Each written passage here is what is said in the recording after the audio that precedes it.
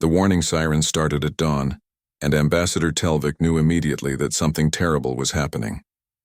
He rushed from his sleeping chamber to the communications center in the Lorani Embassy building, and what he saw on the screens made his blood run cold. Ships were dropping out of faster-than-light travel at the edge of the Velox system, and they were not Coalition vessels. These ships were dark and angular with weapon ports that glowed with hostile intent.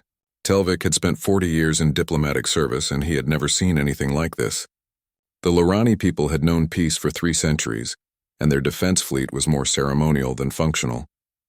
Beautiful ships with elegant designs that looked impressive during parades, but were never meant for actual combat.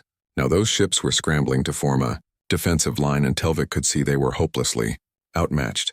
The attacking fleet consisted of more than 30 warships, and each one bristled with weapons that the Lorani had only read about in historical archives. These were vessels built for one purpose, and that purpose was war.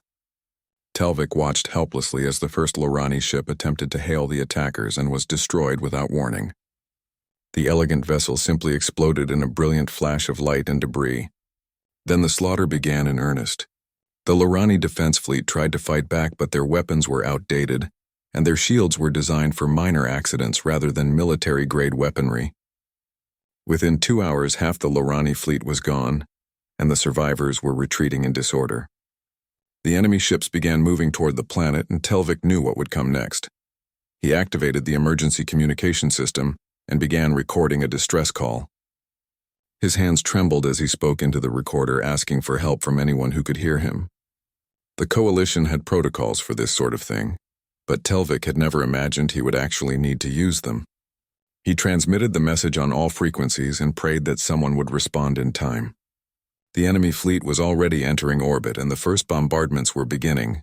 Telvik could see the flashes of light on the horizon as cities were targeted, and he felt sick with helplessness. His people were dying, and all he could do was send messages into the void, hoping someone would care enough to help. The Coalition response came within hours, but it was not what Telvik had hoped to hear. The nearest Coalition military fleet was 3 weeks away, and they were already moving at maximum speed. 3 weeks might as well be 3 years, because by then there would be nothing left to save. The bureaucrats on the Coalition capital world expressed their sympathy and assured him that everything possible was being done, but Telvik knew empty words when he heard them. He cut the transmission and sat in silence, watching his world burn through the embassy windows. The enemy ships were methodical and efficient in their destruction, and they showed no mercy to civilian targets. Telvik wondered who these attackers were and what they wanted, but those questions seemed pointless when measured against the immediate crisis of survival. On the other side of Coalition space, Captain Jake Morrison was finishing his morning coffee when the distress call reached his patrol group.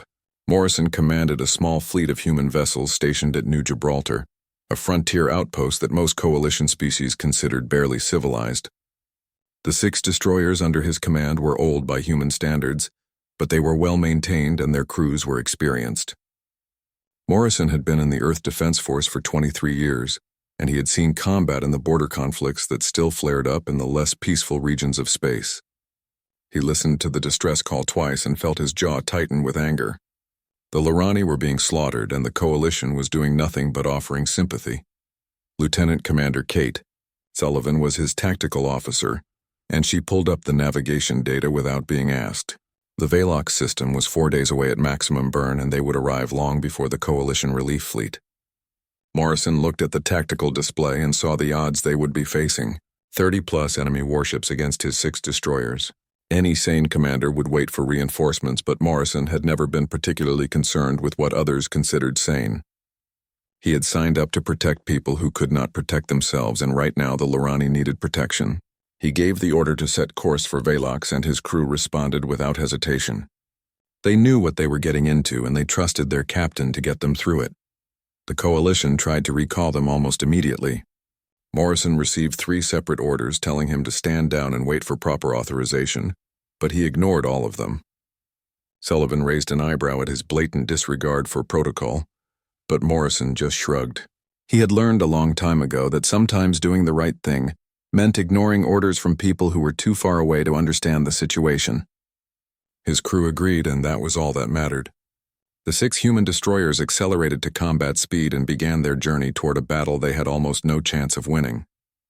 Chief Engineer Marcus, Cole came to the bridge during the second day of their high-speed burn, and Morrison could tell the old engineer had something on his mind. Cole was a man of few words, but when he spoke, people listened. He reported that the engines were running hot, and that they could maintain current speed but not without some risk to the systems. Morrison asked if the risk was acceptable, and Cole gave him a flat look before saying that acceptable was a matter of perspective. If they wanted to arrive in time to help anyone, then yes, it was acceptable.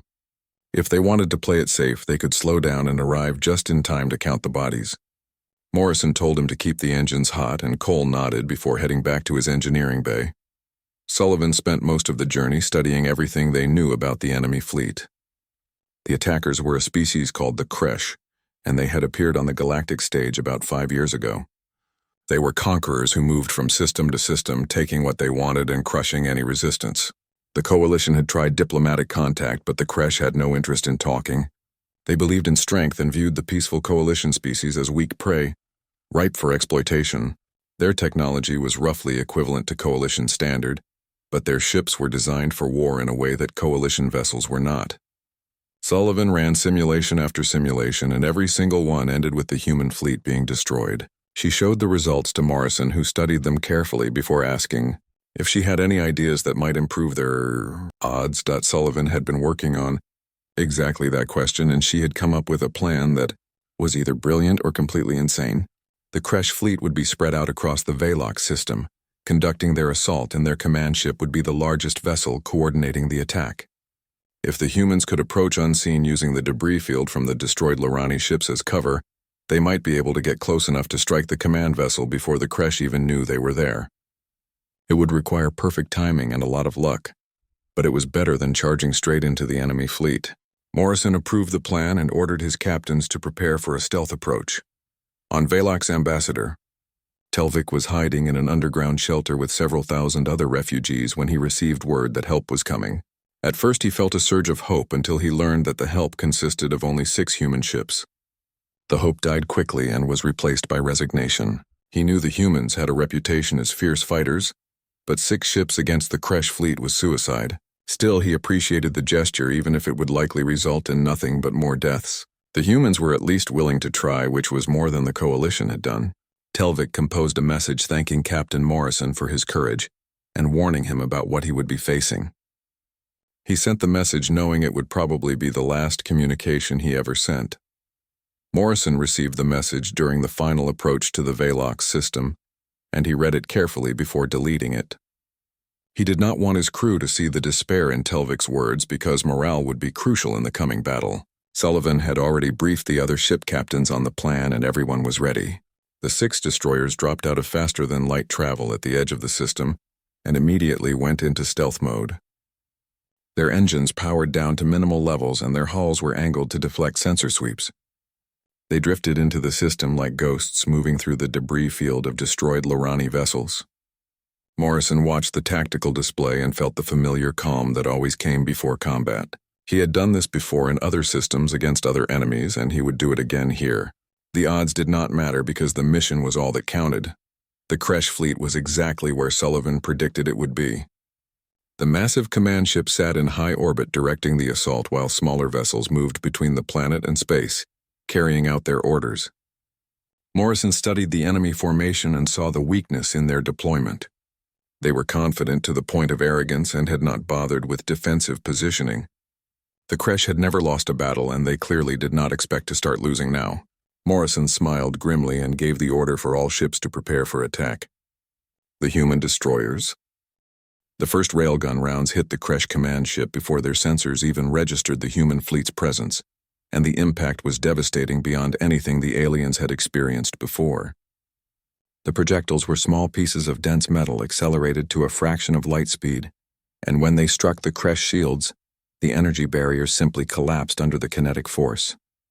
The rounds punched through the ship's armor plating like it was thin paper and tore into the vital systems beneath. Morrison watched the tactical display as his opening salvo transformed the massive enemy vessel from a coordinating hub into a burning wreck in less than 30 seconds. The Kresh had shields designed to deflect energy, weapons, but they had never encountered solid projectiles moving at such velocities, and their defensive systems were completely useless. Sullivan was already calling out the next targets before the command ship stopped exploding and the human destroyers split into two groups to maximize their tactical advantage. Morrison took 3 ships toward the cluster of Kresh vessels near the planet, while the other 3 captains engaged the ships at the edge of the system. The Kresh were scrambling to respond, but their entire battle plan had been built around the assumption that their command ship would coordinate their movements. Without that central authority, the individual captains were trying to make decisions on their own, and the result was chaos. Some ships moved to engage the humans while others tried to regroup, and a few attempted to continue their assault on the planet. The lack of coordination was exactly what Sullivan had predicted, and Morrison intended to exploit it. Ruthlessly, the Yorktown shuddered as Morrison pushed the engines to maximum combat. Power and Cole's voice came over the intercom warning that they were exceeding safe operational limits. Morrison acknowledged the warning and kept the throttle wide open, because safe limits were for training exercises, not actual combat. The destroyer accelerated toward a group of 3 Kresh cruisers, and Sullivan plotted an attack run that would bring them into optimal firing range for exactly 8 seconds. 8 seconds was all they would need if the crew performed their duties with the precision they had drilled for years. Morrison had absolute faith in his people, and he was not disappointed.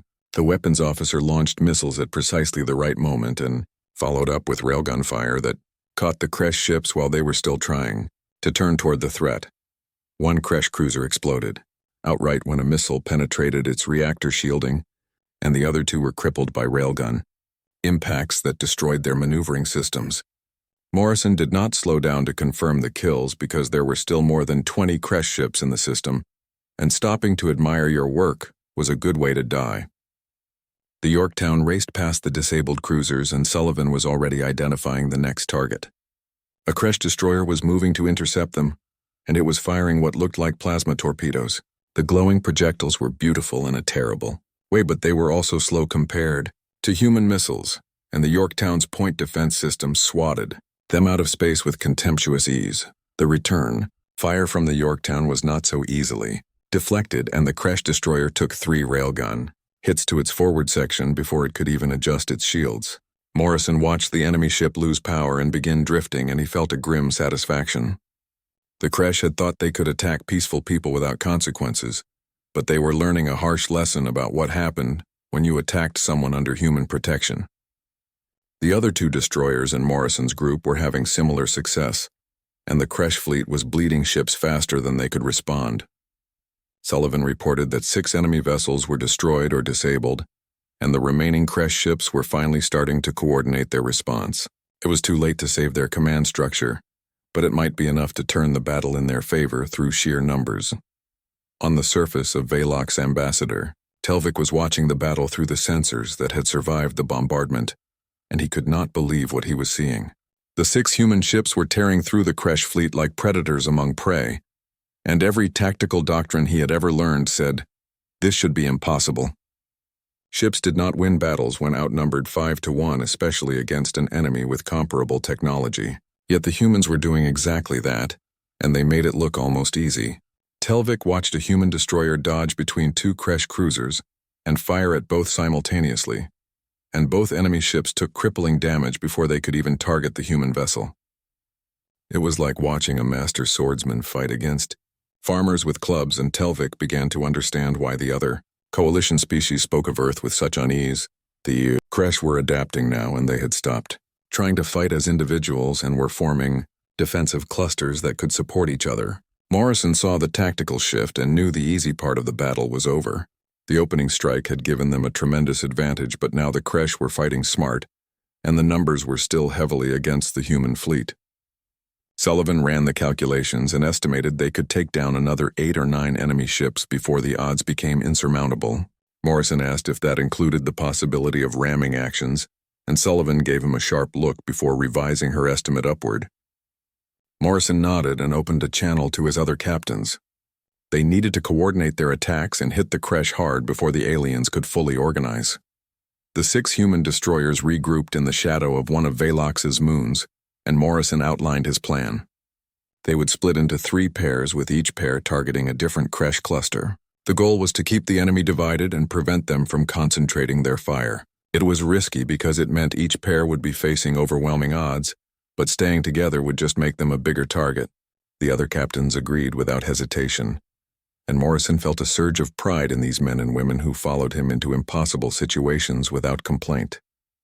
They broke formation and accelerated toward their assigned targets, and the second phase of the battle began.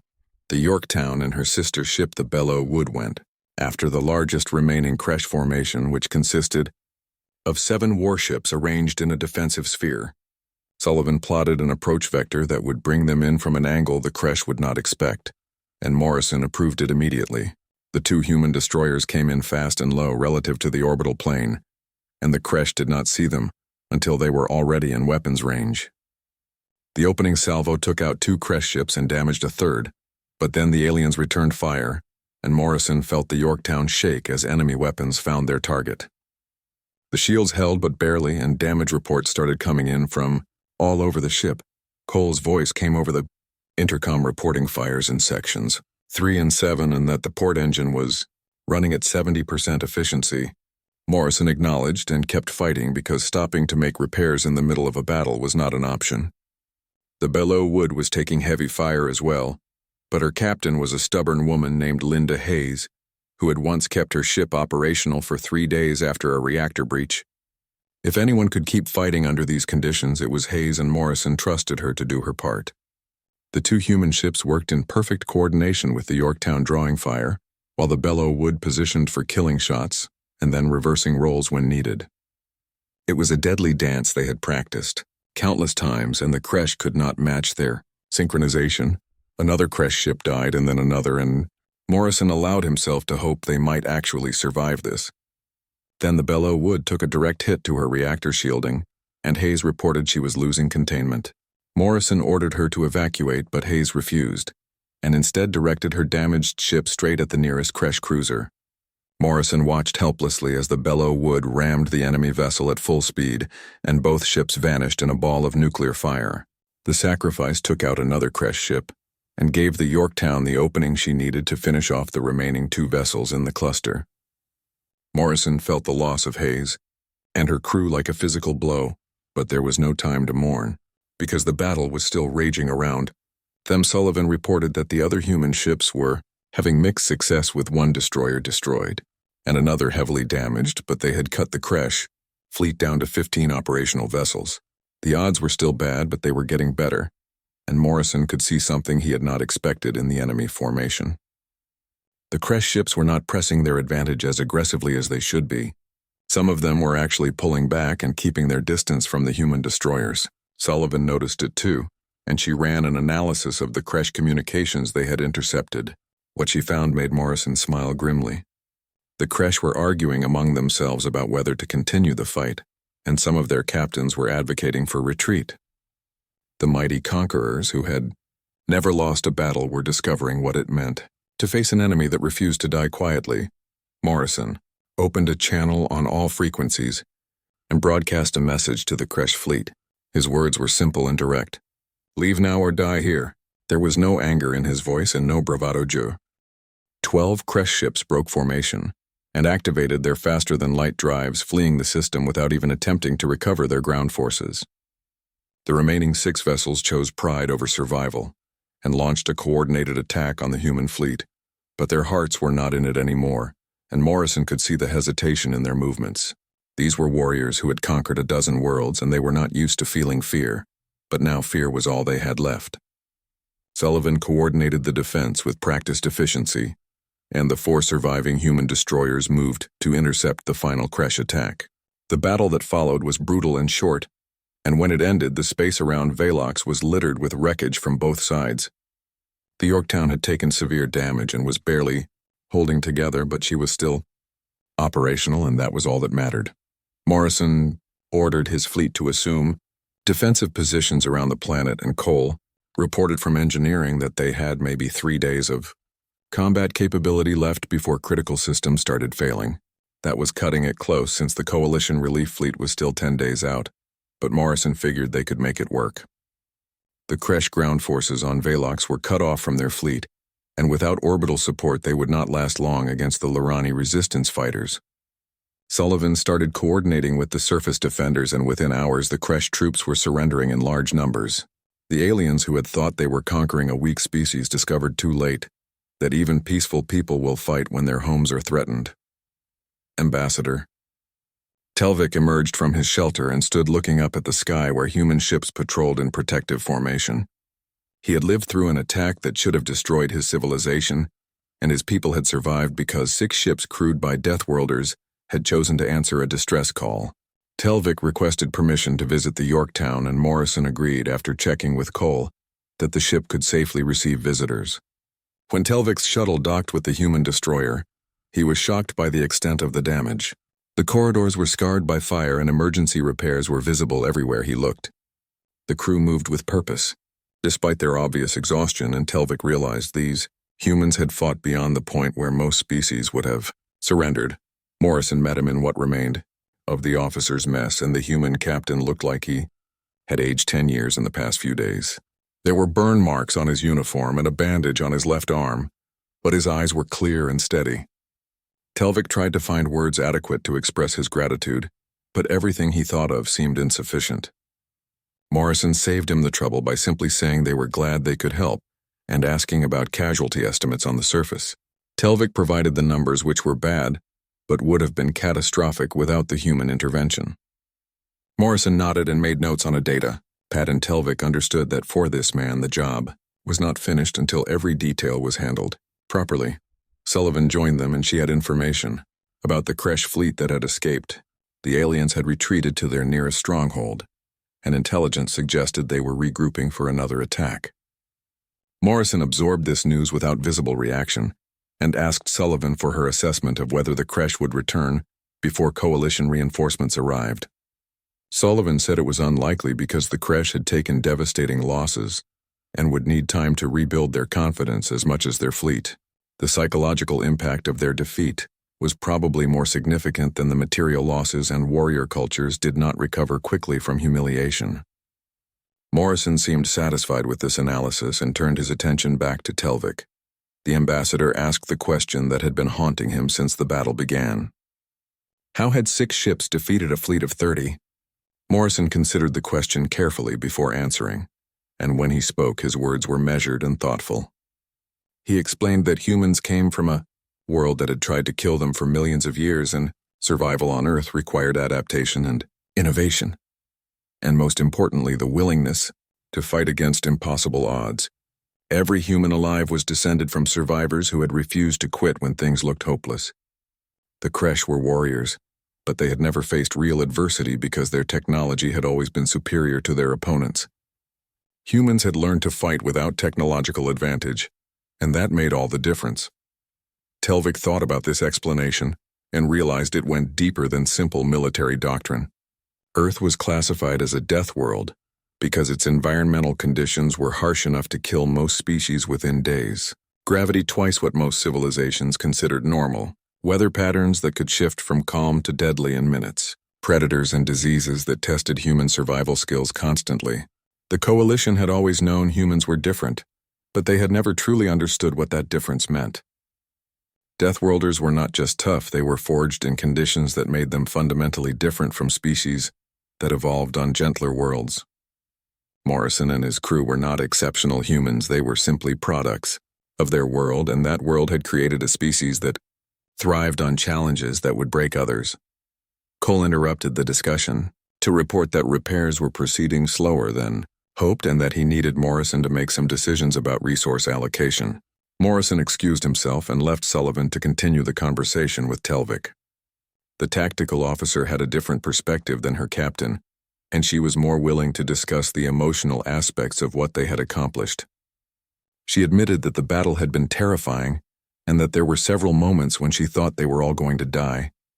What kept them fighting was trust in each other, and the knowledge that giving up meant abandoning people who desperately needed help. The human crew had not fought because they were fearless, they fought despite their fear because that was what honor demanded. Sullivan also talked about Hayes and the crew of the Bellow Wood, and Telvik could hear the grief in her voice. Hayes had been a friend and her loss hurt deeply, but Sullivan also made it clear that Hayes had made her choice freely and with full understanding of the consequences. The ramming attack had saved the Yorktown and possibly the entire mission, and Hayes would be remembered as a hero. Telvik understood that humans processed grief differently than Lorani did, but the core emotion was the same. Loss hurt regardless of species, and the fact that the sacrifice was necessary did not make it easier to bear. He offered his condolences, and Sullivan accepted them with quiet dignity before changing the subject back to practical matters. News of the battle was spreading throughout Coalition space faster than official communications could travel. The Lorani people had recorded the engagement, and those recordings were being shared across every network and data stream in the known galaxy. Public reaction was overwhelming and overwhelmingly positive. Humans who had been viewed with suspicion and unease were suddenly celebrated as heroes and protectors. The coalition government was facing difficult questions about why they had not responded faster and why the defense of member worlds was so inadequate. Political leaders scrambled to control the narrative, but it was too late, because everyone had seen the footage of 6 human ships defeating an invasion force that outnumbered them 5-1. Morrison was summoned to a secure communication with Coalition command, and the conversation was tense. The admirals wanted to know why he had disobeyed direct orders to stand down, and Morrison's answer was blunt. The orders were wrong, and following them would have resulted in the destruction of an entire civilization. He had made the decision that his conscience demanded, and he would make the same decision again under similar circumstances. The admirals were not pleased with this response, but they were also aware that Morrison was being hailed as a hero throughout Coalition space, and punishing him would cause a political crisis. They settled for a stern reprimand that went into his official record, and Morrison accepted it without complaint. The reprimand meant nothing compared to the lives they had saved. The Coalition relief fleet finally arrived, and their commander was shocked by what he found. The Velox system was secured, and the Kresh invasion force was completely defeated. The human destroyers were battered almost beyond recognition, but they were still on station maintaining defensive positions. The relief commander had expected to find a disaster zone that would require months of cleanup, but instead he found a functioning defensive perimeter and a grateful population that was already beginning reconstruction. Morrison briefed him on the tactical situation and handed over command before taking his ships to the relief fleet's support vessels for proper repairs. The Yorktown and her sisters had earned a rest in their crews, needed time to recover from the ordeal they had endured. Telvik accompanied Morrison back to the Coalition capital, world where formal recognition ceremonies were being planned.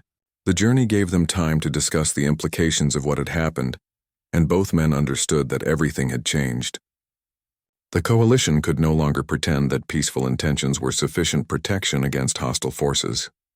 The Kresh had proven that threats existed which could not be negotiated with or appeased. The question?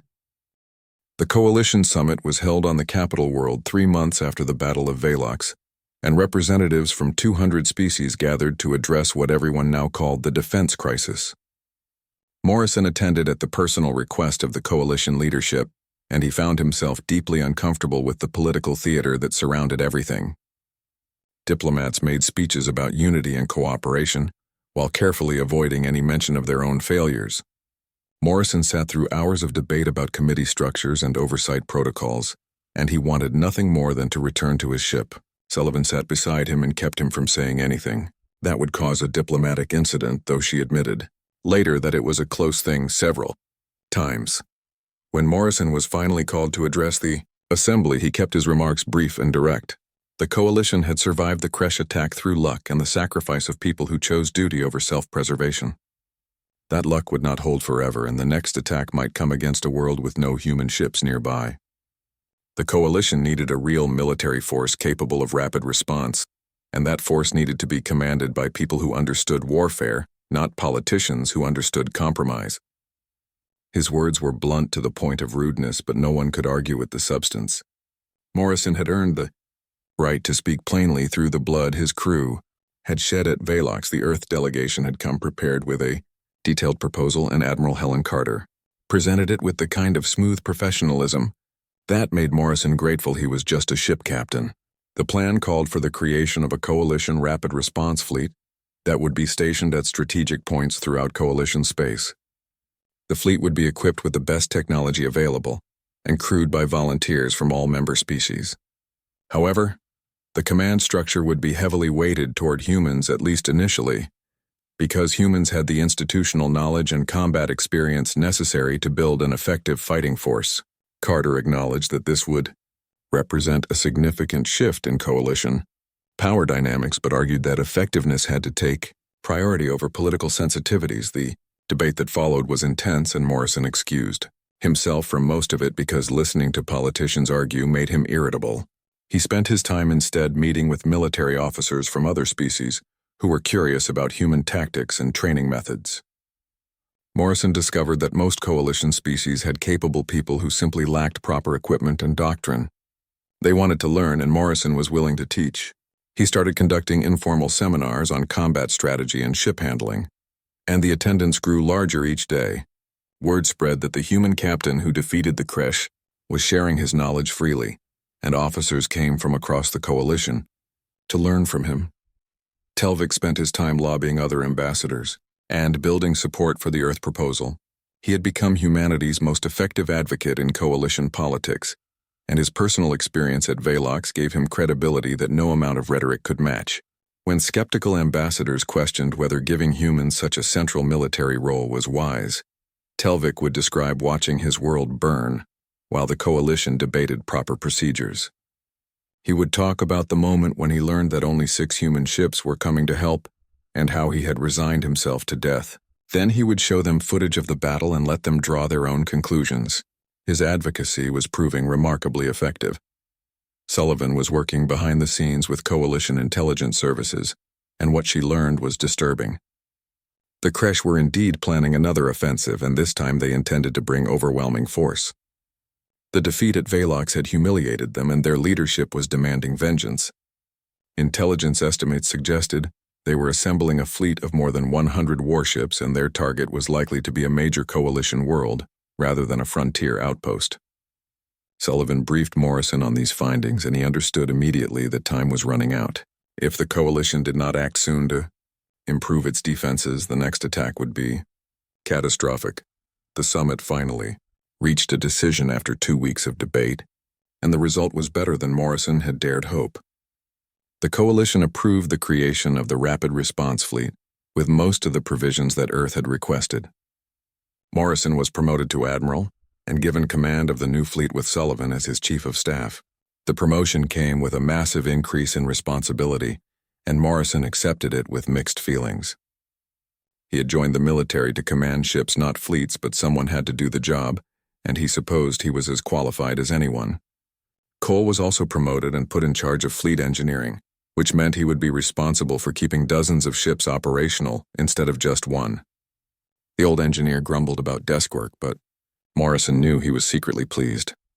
Building the new fleet took 4 months of intensive work, and Morrison drove his people hard because he knew the Kresh would not wait forever. New ships were commissioned, and existing vessels were retrofitted with human weapon systems. Crews were recruited from across the Coalition, with humans making up about 40% of the total personnel. The training program was brutal by Coalition standards, and several species complained that the physical requirements were too demanding. Morrison made some adjustments for physiological differences, but he refused to lower the standards significantly. If someone could not handle the training, they would not survive actual combat, and Morrison was not willing to send unprepared people into battle. The first real test of the new fleet came sooner than anyone expected.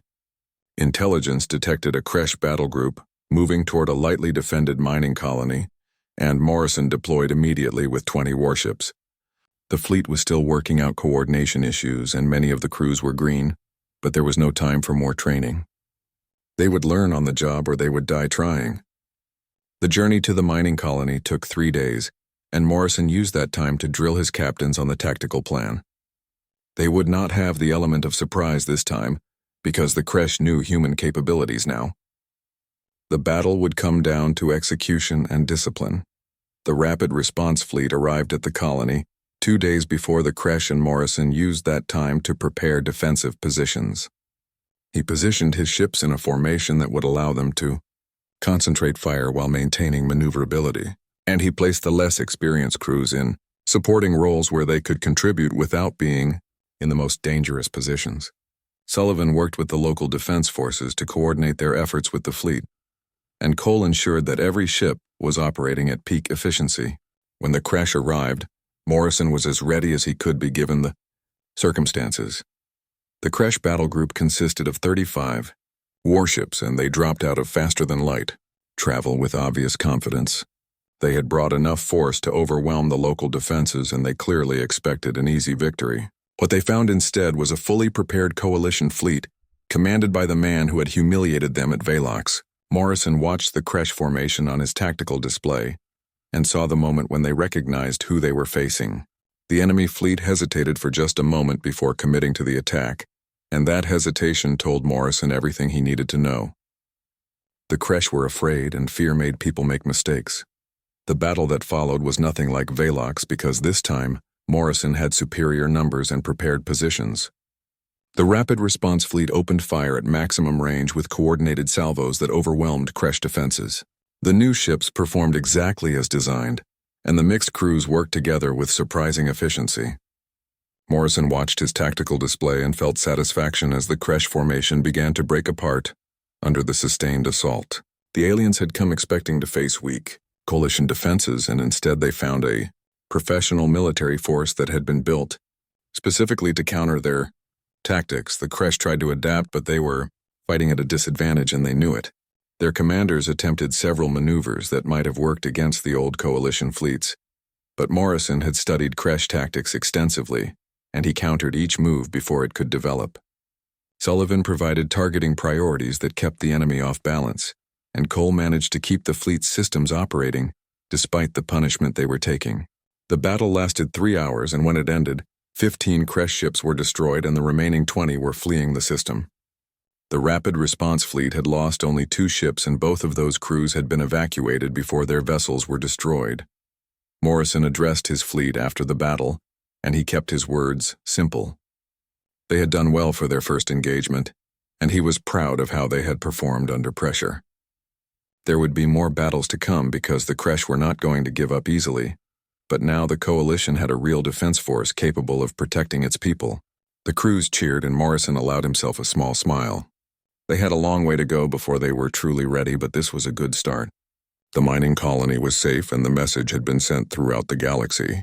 The coalition was no longer easy prey. News of the victory spread quickly and publicly. 1 year after the distress call that changed everything, Morrison stood on the bridge of his new flagship and looked out at the fleet arrayed before him. 50 warships representing 24 coalition species, all under his command, and all ready to respond to threats anywhere in coalition space. The rapid response fleet had grown beyond anything he had imagined that day when he decided to ignore orders and rush to Velox. What had started as 6 desperate ships was now a force capable of projecting power across the entire galaxy.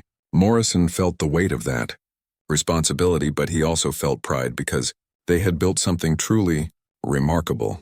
Sullivan entered the bridge with a datapad, and Morrison could tell from her expression that they had another mission. A frontier outpost had detected suspicious activity near their system, and they were requesting the fleet's presence. It was not an emergency yet, but the situation had the potential to become one quickly.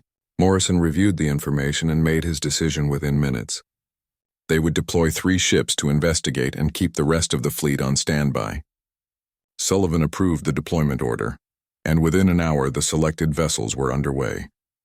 This had become routine over the past months, and Morrison was pleased by how efficiently his fleet could respond to developing situations. The key: Kresh had not launched another major offensive since their defeat at the mining colony, but intelligence suggested they were far from beaten. Their leadership was divided between those who wanted to sue for peace and those who demanded continued war. Morrison knew from experience that internal divisions often led to desperate actions, and he kept his fleet ready for anything. The Kresh were dangerous precisely because they were wounded and angry. A wounded predator was more dangerous than a healthy one, and Morrison had no intention of underestimating them again. Cole arrived on the bridge during the night. Watch and Morrison knew the old engineer had something on his mind. Cole had adapted surprisingly well to his expanded role as fleet engineer, and he had built a team of talented specialists from multiple species. They had solved problems that Morrison had not even known existed, and the fleet's operational readiness was higher than it had any right to be. Cole reported that they had completed the final upgrades to the weapon systems, and that the fleet was now operating at peak efficiency. Morrison thanked him, and Cole nodded before turning to leave, but then he stopped and said something that had clearly been bothering him. Cole asked if Morrison ever regretted his decision to disobey orders at Velox. It was a fair question because that decision had changed the course of Morrison's life, and the lives of everyone under his command. Morrison thought about it carefully before answering. He said that regret implied wishing you had made a different choice, and he could not wish that, because making a different choice would have meant abandoning people who needed help. The consequences of his decision had been enormous and sometimes overwhelming, but they were consequences he could live with. Cole seemed satisfied with that answer, and he left Morrison alone with his thoughts. The truth was more complicated than Morrison's answer suggested. He did sometimes wonder what his life would have been like if he had followed orders that day. He would probably still be commanding a patrol group on the frontier, living a quiet life away from politics and grand strategy. There was appeal in that simplicity, but Morrison also knew that he had made the only choice his conscience would allow. The Lorani people were alive because he had acted, and that fact outweighed any personal cost. Leadership meant making hard decisions and living with the consequences even when those consequences were uncomfortable. Telvik had been appointed as the coalition's official liaison to the Rapid Response Fleet, and he spent most of his time traveling between the fleet and the capital world. He had become invaluable as a translator not of languages but of cultures. Telvik understood both human military thinking and coalition political reality, and he could bridge the gap between them. Morrison relied on him heavily, and their friendship had deepened over months of working together. Telvik had a perspective that Morrison valued, and he was not afraid to tell Morrison when he thought the Admiral was wrong about something. That kind of honest feedback was rare and precious. The coalition had undergone profound changes in the year since Velox. The old assumptions about eternal peace had been shattered and replaced by a more realistic understanding of galactic politics. Member worlds were investing in their own defenses, and military training programs were being established throughout coalition space. Humans were heavily involved in these efforts as instructors and advisors, and the cultural exchange was benefiting both sides. Coalition species were learning human tactical doctrine, while humans were learning about the diverse capabilities that different species brought to military operations. The result was a more capable and confident coalition. Earth had become a destination for military officers from across the galaxy who wanted to attend the human war colleges and learn from the masters. The traffic was so heavy that Earth had to expand its facilities to accommodate all the foreign students. Morrison visited occasionally when his duties allowed, and he was always impressed by the dedication of the coalition officers who chose to study there. They were serious people who understood that their worlds might depend on the skills they learned. Morrison made it a point to speak with them when he could, and he always came away encouraged by what he saw. Sullivan had been promoted to Commodore and given command of one of the fleet's task forces. Morrison missed having her on his bridge every day, but she was too talented to keep as a staff officer. She needed her own command, and she was excelling in the role. Her task force had the best operational record in the fleet, and her crews were fiercely loyal to her. Morrison watched her career with satisfaction, because good leaders deserved to advance, and Sullivan was one of the best officers he had ever known. She still reported directly to him, and they maintained their close working relationship, but now she had the authority to implement her ideas without needing his approval for everything. The rapid response. Fleet had already responded to 17 situations in the past year, ranging from pirate suppression to border disputes to natural disaster relief. Not all of the missions involved combat, but every one of them demonstrated the value of having a capable force that could deploy quickly. Coalition worlds that had previously felt vulnerable now had confidence that help would arrive if they needed it. That psychological impact was almost as important as the military capability itself. Fear bred instability and confidence bred cooperation, and the fleet was helping to create a more stable galactic environment. Morrison received a message from Hayes's family, thanking him for honoring their daughter's sacrifice. They had attended the memorial service held at fleet headquarters, and they wanted Morrison to know that they were proud of what Linda had accomplished. Morrison wrote a response that took him 3 hours to compose because he wanted to get the words exactly right. He told them that Hayes had saved his ship, and possibly the entire mission, and that her memory would be honored as long as the fleet existed. The new training facility at Fleet Headquarters had been named the Hayes Center for Tactical Excellence, and every officer who graduated from there would learn about her courage. Morrison hoped that knowledge would provide some comfort to her family. The legend of the Battle of Velox continued to grow throughout Coalition. Space and Morrison found it amusing how the story had evolved in the retelling. He had heard versions where the human fleet numbered in the hundreds and defeated thousands of Kresh ships through supernatural abilities. Morrison did not bother correcting these exaggerations because legends served a purpose, even if they were not entirely accurate. The galaxy needed heroes, and if Morrison's crew could fill that role, then he was content to let the stories grow. The reality had been terrifying and desperate, and marked by the kind of bloody chaos that made good stories but bad memories. Intelligence. Reports indicated that the Kresh leadership was finally moving toward peace negotiations. The defeats they had suffered at Velox and the mining colony had shattered their confidence, and their economy was struggling under the strain of military expansion. The coalition was cautiously optimistic, but Morrison remained skeptical. He had seen too many peace negotiations collapse when one side felt they still had options. The fleet would maintain its readiness regardless of what happened at the negotiating table because hope was not a strategy and wishful thinking got people killed. Sullivan contacted Morrison with news that one of their patrol groups had encountered a new species at the edge of explored space. The aliens called themselves the Ven, and they had observed the recent conflicts with great interest. They wanted to open diplomatic relations with the coalition, and they specifically requested to speak with human representatives. Morrison found this development intriguing, and he forwarded the information to coalition diplomats while keeping his ships on standby. First contact situations could go wrong quickly, and having military backup nearby seemed prudent. The Ven appeared peaceful, but appearances could be deceiving.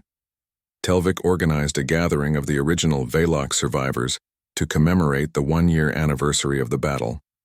Morrison attended reluctantly because he